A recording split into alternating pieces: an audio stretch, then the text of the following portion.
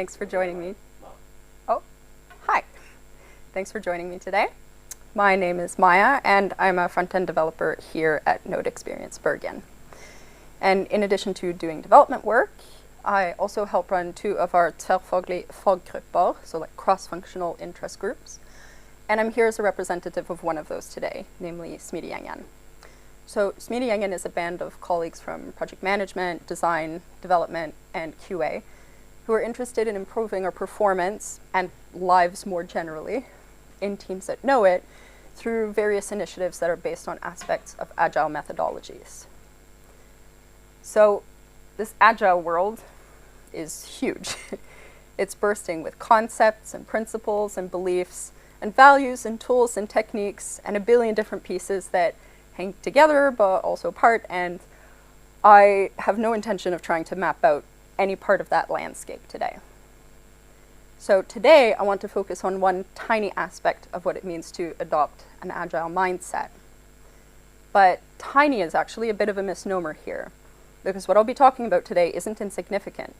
It's really at the core of the agile mindset and of critical importance to agile teams. So what I'll be talking about today is trust.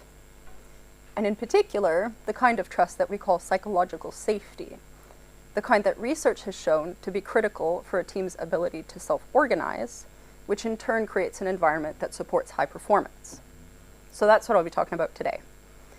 At the same time, I also want to raise awareness of a condition called imposter syndrome. And I want to show that, thankfully, it's incompatible with the experience of psychological safety. But so as not to blindside you guys, this is not an especially objective presentation of psychological safety nor of imposter syndrome. So I'm going to be talking about them both from through the lens of my own experience. I've picked this format pretty deliberately because I think you'll be more likely to remember a narrative than some disembodied points that someone once made about a thing that a person could possibly experience in certain contexts. And there are also plenty of talks and blog posts and YouTube videos, whatever, lots of that stuff online that covers these phenomena from a more objective perspective if you find them interesting and want to learn more. Okay, so I'd like to start by telling you a little bit about my transition into IT. My academic background is actually in philosophy and logic, but I've been working as a developer for nearly 8 years now. I landed my first development gig at a company called Viserty, where I worked as a solo full-stack web developer. And I say solo, but I only mean that in terms of like developers, because I was on this mixed marketing, communications, and documentation team. So this photo that you see in the slide is of me playing ping pong with my motion graphics designer teammate at the time, Marcelo. So starting in that position was brutal. It was super daunting since I could barely code. I'd only had a couple of programming courses under my belt, and I guess as usual, exactly none of them involved web development. So I'd say that I spent the better part of 2014 feeling like this poor cat. But I eventually learned enough about web development to start feeling productive, and I'd say even more importantly, valuable to my team. But after working at Viserty for nearly 5 years, I decided it was time to spread my wings and start working on a development team where I could learn from others, which led me to Knowit. And that was a big shift for me in a variety of ways. So first of all, we worked in English at Viserty, but I also moved from a team filled with marketers and tech writers and designers to a team of developers. And not just developers, but developers with bachelor's and master's degrees in informatics. People who'd been programming since they were teenagers, maybe since they were kids. People who didn't have a humanities background. People who didn't start learning their first programming language at the young age of 27. People who'd been working with other developers for years and knew how things are done. It was both really exciting and slightly intimidating. It was okay at first, because nobody expects the new person to be productive from day one, right? So I was really slow at doing things, but everything was new, so it was understandable. And I'd say that that went on maybe for about a month. But then I eventually descended into what I like to call shit valley. So shit valley is where you might end up when you aren't really new, but you haven't become a fixture in your organization yet either. So I felt like after a month, I wasn't really new anymore at Knowit, but my performance wasn't improving the way I'd expected it to. I felt like I still didn't know what was going on, but I couldn't explain my ignorance in terms of being new to the project, because I'd been there for a little while and I'd been shown the ropes, and I was supposed to be this experienced developer after all. So in this state, I was convinced that my contributions to my team were negligible, and that I was becoming more of a liability than anything else. The only person praising my work on the team was the designer, not the other developers.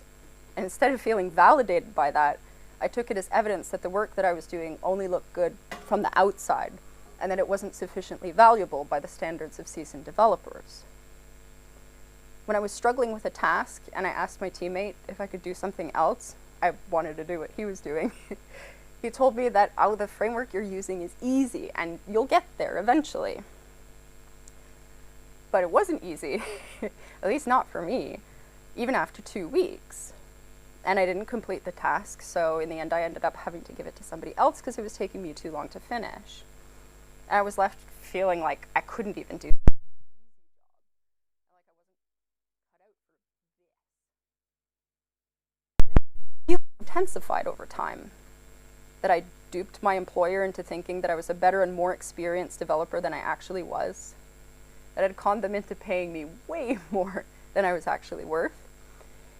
And that my teammates were slowly seeing through the charade and realizing how profoundly incompetent I was.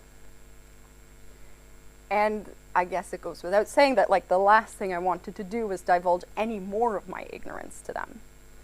So I wouldn't speak up if my team was discussing a challenge that they were facing. Even if I had a possible solution in mind, I'd think, okay, I shouldn't bring it up because everybody's probably already considered this option and rejected it for a good reason that I just don't know about. I would sit at my machine and puzzle over things in silent solitude for hours, thinking that if I asked a question, or God forbid, showed my current code to my teammates, they'd realize just how little I knew about web development. And I felt like I knew I didn't really belong here, but that if I played my cards right, maybe others wouldn't figure it out. So I just had to be really, really careful with what I said and did. No mistakes in front of others, no stupid questions. So you guys know Frozen, right? So there's this bit where Elsa sings, "Conceal, don't feel, put on a show, make one wrong move and everyone will know." That was me, man. Like, minus the superpowers and the blue blood, mind you. But like, just trying my best to focus on the task at hand, blend in, and deliver like everyone else. So, as you may have guessed by this point, what I was experiencing deep in Shit Valley is something called Imposter Syndrome. It's a phenomenon whereby you doubt your accomplishments and have a persistent internalized fear of being exposed as a fraud. And internalized here in the sense that it's something that you keep to yourself. So you see your failures as real, but you recast your successes as matters of luck or as the result of deceiving others into thinking that you're better than you actually are. Living with imposter syndrome, one struggles with feelings of fraudulence, deep self-doubt, depression, and anxiety. And not everyone experiences it, but it is remarkably common. An estimated 70% of people experience it at some point in their lifetime. And I think it's also easy for your colleagues to overlook for a couple of reasons. So friends that I know from academia are sometimes shocked to hear that I could have imposter syndrome because they know this self-assured Maja who talks about her areas of study with confidence. But just because you feel at home in some settings doesn't mean you're going to feel that way across the board. And because this fear of being exposed as a fraud is internalized, colleagues of yours may have no idea what it is that you're going through. I mean, okay, so you think you're a fraud, right? The very last thing you're going to be tempted to do is bring other people's attention to those beliefs of yours, right? So we can see that there's this kind of self-concealing character to imposter syndrome that I imagine often makes it invisible to others. And that's also part of what makes it so difficult to overcome, because you're essentially facing it alone. So not only can imposter syndrome make life at work stressful and unpleasant, but it can negatively impact your performance in a variety of ways. It's probably obvious that like being really stressed out and anxious and like looking around like worrying what people are thinking about you is going to interfere with your focus and ability to think. And people with imposter syndrome sometimes deal with it by procrastinating, which obviously also interferes with getting work done. But these are problems with imposter syndrome at the individual level, and what I'd like to talk about today is imposter syndrome messing things up at the team level. So during my stay in beautiful Shit Valley, I got the opportunity to take a course to become a Scrum Master. So you don't need to know much about what that is, but Scrum is this super popular agile framework that's used for managing inherently complex work, so like the type of stuff that we do when we're developing software. And Scrum Masters are the ones who are responsible for helping teams adopt and work within the Scrum framework. And one of the things that you learn when becoming a Scrum Master are these 5 Scrum values. And you're told that your team exhibiting these traits, at least to some extent, is a precondition for the Scrum framework to function correctly. And honestly, at this point, I'm pretty confident that they're a precondition for your team to function correctly, period, regardless of whether you're running Scrum. So, what are they? Drum roll.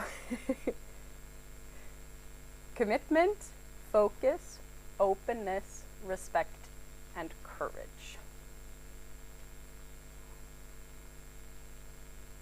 So I'm in my Scrum classroom, and I'm looking at these. I'm thinking, okay, commitment, focus, openness, respect, and courage. I'm like, damn girl, how are you supposed to be a good Scrum Master when you can't live by 4 of these 5 Scrum values? Because anxiety and disquiet were seriously interfering with my ability to focus. I thought maybe my colleagues respected me, but I wasn't sure of that, and I definitely wasn't sure that they ought to. I lacked the courage to raise questions about why our team did things the way they did. And like I've said, I was basically as far from open as possible, right? Hiding my work, hiding my challenges, hiding my feelings from literally everyone on my team. So then it dawned on me that this reaction that I was having in my work environment was just worsening the situation. My fear of being exposed as a junior dev in intermediate dev's clothing was surely having a negative impact on our team's performance, and by not doing anything about it, I was being a bad teammate. But I really didn't know how to turn it around. It was hard enough just trying to keep my cool. And then, in April of 2019, I had a terrible day, the worst day. I decided that I was going to implement something in the back end of our application. So I asked one of my teammates how I go about doing it. And unfortunately, after talking to him, I was so nervous that I forgot most of what it was that he said. And I found myself sitting in front of my machine, desperately trying to remember what I needed to do because I didn't want to bother him again. Getting nothing done and just secretly spiraling down into panic attack hell. It was one of my worst work days ever, and I knew it couldn't go on. So that night, I thought, okay, something needs to change. As terrifying as it is, I have to say something. I have to talk to my colleague and tell him what's going on, and that, like, as much as it sucks, I have this weird anxiety thing about work these days, and it means that sometimes I'm just gonna have to ask them the same question like 10 times in a row, because that's the only way that the answer is gonna get through to me. I realized I would probably cry and that the situation was going to be beyond awkward, but you gotta do what you gotta do. So the next morning, I stopped my colleague when he was on his way out for a smoke, and I asked him if we could talk outside for a moment. And the second we got behind the building, I burst into tears, and I told him everything. And you won't believe what happens next. So my colleague tells me that he went home the previous night and thought about how he could have done more to put me on the right path. He figured I'd probably been feeling pretty lost. And he told me a story about this other occasion on which a teammate of ours, this really good developer, came and asked him about his opinion for how something ought to be implemented. So my colleague tells him what he thinks, that developer goes off, carries out the implementation, puts in a pull request, and my colleague's doing that code review and is like, this is nothing like what I talked about. But it turned out that his suggestion was actually so vague that it was satisfied by this completely different implementation that this other developer had carried out. So, all this to say, my colleague opened up to me about his tendency to communicate vaguely when he's caught up in his own thoughts. He just assumes that you know what it is that he's saying. And I opened up to him about this newfound anxiety of mine and my difficulty asking for help. And then things started to change. So I felt like there was nothing left to hide from this teammate. So I started to feel like I could ask him my very stupidest questions. And I could tell that he was making an effort to be friendlier with me and to help me feel included. And slowly work got easier. I wasn't as worried about annoying others with questions, so I asked them more often. I also knew that I could trust the teammate that I'd opened up to, and that he had my back, and an understanding of what it was that I was going through. I realized that even though I was working with very experienced developers, that didn't mean that they had perfected inter-developer communication. There's no such thing. It was refreshingly mind-blowing to know that communication wasn't always failing because I'm a dumbass, and to remember that we're people with all the little communication imperfections that entails. Since I wasn't worrying as much, my ability to focus increased. I got more done, which was uplifting. And when I was relaxed enough to soak up what my colleagues were saying, I found myself learning much more from them. And that in turn increased my so-called developer self-esteem. So I started to respect myself more because I felt less useless. But I also felt more respected by my peers because that colleague that I was talking about earlier, for instance, so he started to point out when he thought it was really important for me specifically to be involved in the development of some new feature. I also organized retrospectives on our team as part of my Scrum Master duties, and watching others share their genuine feelings about our team and the project, how things were going, made me feel like I could do that too. So I started to feel far less like I was on the fringes of our team and more like I was a part of it. I started to feel like I could be open with my teammates without suffering these terrible consequences. I was finally starting to live by those 5 Scrum values. And what I started feeling, my friends, is called psychological safety. So here's a quote, translated to English, from Bourfin, who is a PhD candidate at NHH, currently doing research on psychological safety.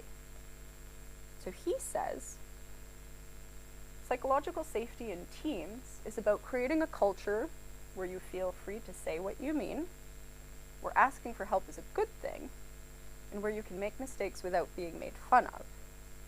In short, it means feeling safe to be oneself without the fear of negative consequences. In a sense, psychological safety is about reducing the social risk that can be experienced in teamwork. Psychological safety and imposter syndrome are mutually exclusive.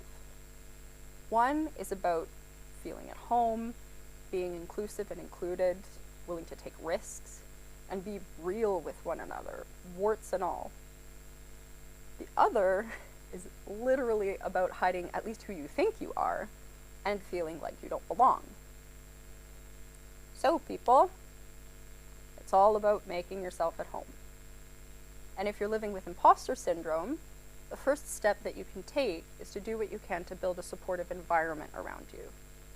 And one way to start that process is by being vulnerable in front of others and asking for help, telling them how you feel. And unfortunately, I think our colleagues with imposter syndrome will often have to take this first step. Their condition isn't their fault, but because it's an internalized psychological pattern, managing it becomes their responsibility. If you have imposter syndrome, others can't necessarily see it. They often won't even know that you need help. So you need to get the ball rolling. That being said, I'd argue that team dynamics play an incredibly important role in addressing imposter syndrome, because you can kill imposter syndrome with psychological safety. But it's important for us to recognize that even though psychological safety is largely a matter of team culture, like what Finn says, whether a given teammate feels psychologically safe is an individual matter. I'm pretty sure my teammates felt completely at home on our team when I didn't. So please, when you're on a team, keep an eye out for colleagues who might be suffering in silence. And I think that this is an especially important point for team members who are in leadership roles. Do what you can to ensure that everybody feels and knows that they can challenge one another, and fuck up in front of one another, and speak their mind, and still be respected for who they are and what it is that they bring to the team. Okay, I'm going to take a sip of this, and then I'm going to go over this again in slightly different terms because I think it's that important. Okay. A psychologically safe team is one on which every team member feels like they belong. If you're on a team and you experience debilitating self-doubt, fear of failure, and no sense of belonging, your team lacks psychological safety. We want 100% coverage here. But others might not know that this is the case. So if they aren't asking you how you're doing, take charge and tell them. And tell them about psychological safety and imposter syndrome if they're unaware of what these phenomena are. But you and I, everyone who's watching this, we're aware of the importance of psychological safety now, right? So we have a new duty to maintain a good culture on our teams and to make sure that new teammates feel and know that they're right where they belong. And that if they start feeling deeply anxious or unworthy or excluded, that we need to change something on the team to address that. Okay. The time has come to talk about what you can do to help deal with imposter syndrome and cultivate psychological safety on your team. And again, I'd like to emphasize that what I'm going to be saying here is based on my own experience, and it focuses on this interpersonal dimension of the phenomena that I've been trying to highlight. By no means is this meant to be a comprehensive list of things to do. I'm not a mental health care professional. I'm not an expert on these topics. But what I can say is that the stuff that I'll be talking about now has had a noticeable impact on my work life, and I hope that it can make a difference for yours too. And once more, with memorability, and helpful for me to give you like a big long list that you're going to forget. So we're going to have 4 concepts to keep in mind. 1 kind of master concept and 3 underneath that. All right. So when I was in Ship Valley, like I said, it didn't even occur to me that my failure to understand what another developer was telling me might not be entirely due to my own incompetence. I seemed to have forgotten that my fellow developers were also learning how to work with me, and learning how to work together would take time, and there would be plenty of little failures along the way. And not only did I have an unrealistic expectation to learn a bunch of new things without making mistakes and asking for help, but I thought that others expected that of me too. Or that they expected me not to have to learn much at all because I was supposed to be this experienced developer, right? So I'd completely forgotten that developers are human beings, that we aren't near omniscient, we all have stuff to learn, and we're fallible, all of us. So one thing I think we should do then is embrace our fallibility and blind spots. And I mean everybody's fallibility and blind spots. Doing otherwise can get the better of us in 2 different ways. One involves avoiding making mistakes in front of others or admitting that there's something that you don't know. The other involves shaming a teammate for making a mistake or not knowing such and such. both of these behaviors are destructive and counterproductive. Mistakes are a necessary byproduct of learning and doing new things. So we should greet them with open arms because they're often a sign that really good things are happening. And you know what? I know you know this, but for any given human being, there will always be plenty of things that they don't know. And that's not shameful, it's literally just reality. So remind yourself of this before you're hard on anyone for not knowing something, whether it's another teammate or yourself. And on that note, I'd like you to have a quick look at this diagram a colleague told me about. I think it does a really good job of illustrating the difference between your perception of your situation when you have imposter syndrome and your reality. And I'd even emphasize that this reality diagram is just a snapshot of a team's knowledge state. We do indeed have blind spots, but our skills and knowledge grow over time. And these circles will grow and morph as time goes on and everyone gains more experience and learns from one another. So that middle circle is just barely an accurate representation of your knowledge and skill when you join a new team or you're doing something new. And the faster you can go about unabashedly asking questions, soaking up knowledge from your peers, and sharing your ideas with them, the faster that little circle, and I would say even the ones around it, right, will become outdated. All right, so the next very human quality I'd encourage you to acknowledge and embrace is our vulnerability. So I've already mentioned that addressing your imposter syndrome might require you to put yourself in what feels like a pretty compromised position by talking about it. And although every fiber of your being might be pushing you in the other direction, you need to show courage and put yourself out there. Telling your teammates about what's going on, telling them about your opinions, and allowing yourself, dear Lord, to learn in front of them. And in my experience, this worked out really well. It was only through talking about my experiences with imposter syndrome that I learned that other colleagues of mine, very bright and knowledgeable people that I looked up to, had also struggled with it. And more importantly, it was only by taking this leap of faith and opening up to that colleague of mine that I started to improve not only my relationship with him, but with the entire team.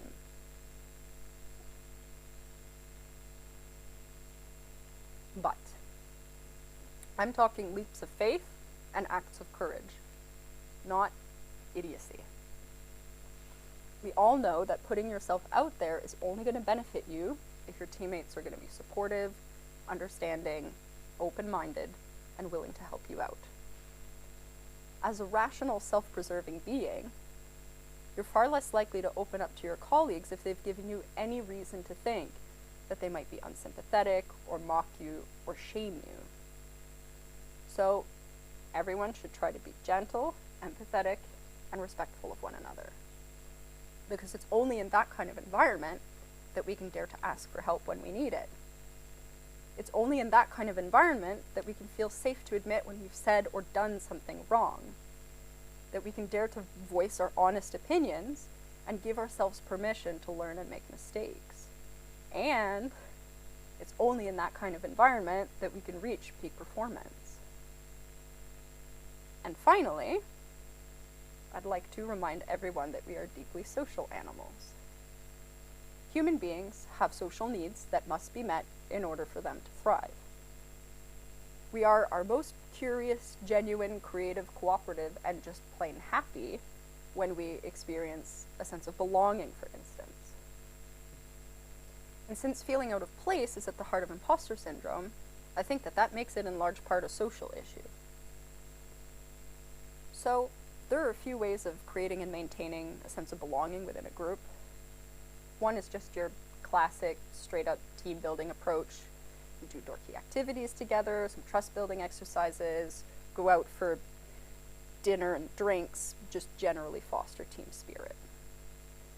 So I think these kinds of social activities are important because spending time with one another outside of pure work contexts allows us to develop an appreciation for one another, not only as colleagues, but as complex human beings with all these unexpected intricacies who are like us in surprising ways, or maybe not like us in surprising ways.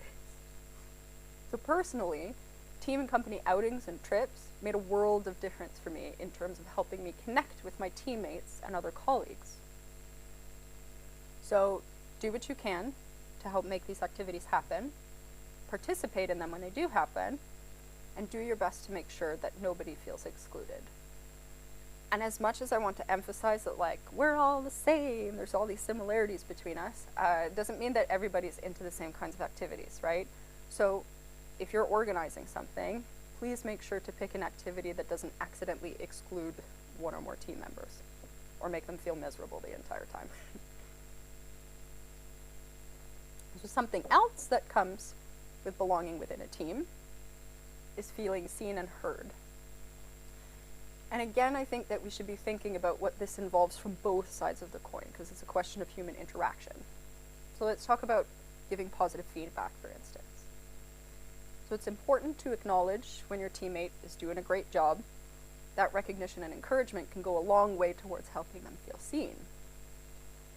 And bonus points if you point out exactly how your teammate contributed, because that is so much harder to shrug off as this polite yet meaningless good job that people sometimes at least think that other people say just to make them feel better.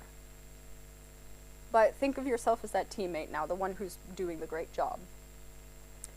It's important that you actually listen to what your colleague is saying when they say that you've made a valuable contribution. Don't be dismissive. Remember, your teammate is competent and perceptive and is doing a good thing by reminding you that you can do this, that you are doing this. And if you feel like you can't do this or you aren't doing this, then make a fuss. Make yourself seen and heard and get the feedback that you need. And finally, create and take up opportunities for collaborative work. So this still sounds a little paradoxical to me, but as much as I used to hate showing people my code, I've always loved pair programming. Almost every time I've written code together with another developer, I've left the situation feeling super awesome. I learned things that I wouldn't have expected to learn in terms of how another developer approaches problems and how they use their tools. But I shockingly also sometimes end up solving problems and pointing out things and showing developers things that they didn't know. So when we get the opportunity to code together, it makes for an excellent reminder that both of us have something to offer and something to learn.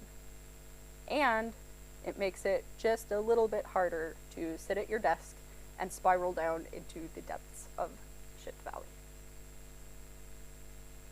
Thank you.